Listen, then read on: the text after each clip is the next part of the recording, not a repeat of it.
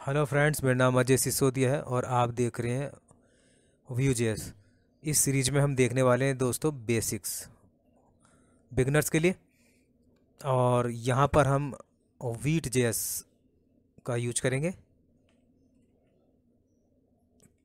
तो कैसे इसको इंस्टॉल करना है वो सारा प्रोसेस हम देखने वाले हैं इस वीडियो के अंदर। यहाँ मैं यूज कर रहा हूँ काली लिनक्स, और यहाँ पर मैं आपको डॉक्यूमेंट भी ओपन करके दिखाऊंगा किस तरह से आप इसको इंस्टॉल कर सकते हैं। और इंस्टॉल करने के लिए आपको क्या क्या रिक्वायरमेंट है। नोड जेएस आपके सिस्टम में पहले से होना चाहिए, npm भी इंस्टॉल होना चाहिए। तो ये मैंने पहले से इंस्टॉल किया हुआ नोड जेएस एंड npm।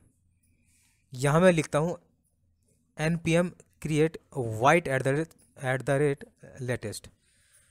आपको टाइप करना है npm create white at the rate latest. इस तरह से यहाँ पर लिस्ट आ जाएगी और यहाँ आपको सेलेक्ट करना है व्यू जेएस। तो हमें यहाँ पर व्यू जेएस सेलेक्ट करना है। उसके बाद मुझे सेलेक्ट करना है जावा स्क्रिप्ट। टाइप स्क्रिप्ट को अभी नहीं हम यूज करेंगे, तो मैं जावा स्क्रिप्ट सेलेक्ट कर लेता हूँ और एंटर करता हूँ। यहाँ पर आपको पहले जाना है अपने प्रोजेक्ट फोल्डर के अंदर। यहाँ पर मैंने प्रोजेक्ट फोल्डर का नाम तो दिया ही नहीं है, चलिए दोबारा हम लिख लेंगे। तो आपको यहाँ पर कमांड्स मिल जाते हैं npm इंस्टॉल और npm रन दैप। मैं सबसे पहले इसका नाम चेंज कर लेता हूँ, थोड़ा आसान होगा। तो मुझे इसको रीनेम करना होगा या फिर यहाँ मैं देख लेता हूँ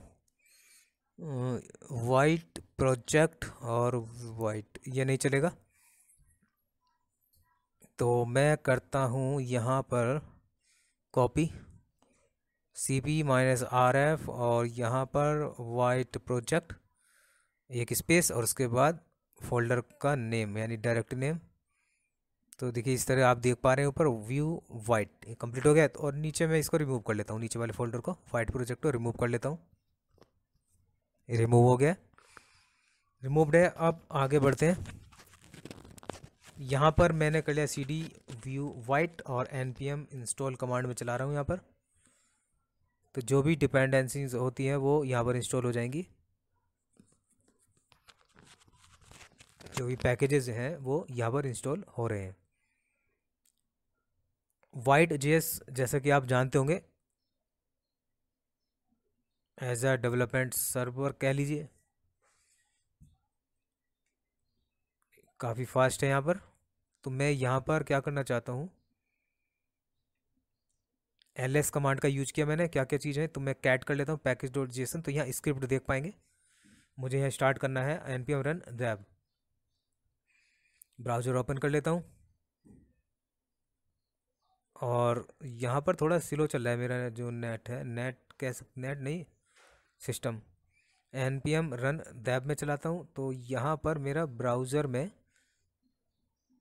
जो डिफ़ॉल्ट पेज है वो डिस्प्ले हो जाएगा। तो यहाँ पर चाहे तो कॉपी पेस्ट कर लीजिए, जो लोकल लिंक शो कर रहा है http local host 5173, port number है 5173।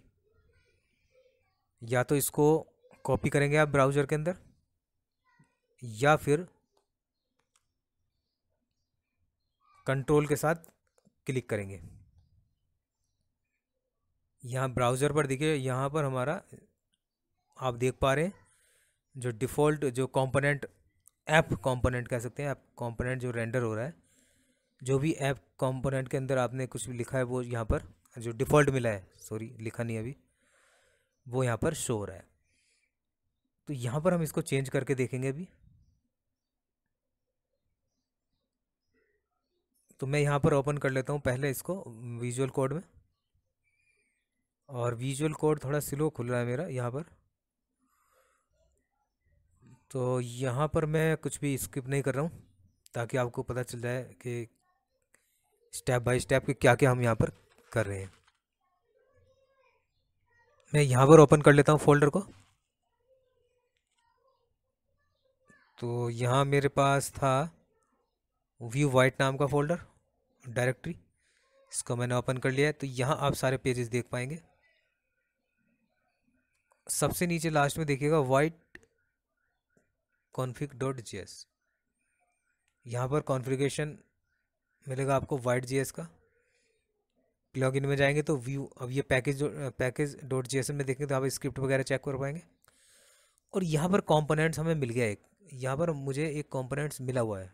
ओके, बना बनाया मिला है। ये ऐप कंपोनेंट है, ये मेन डॉट जीएस है।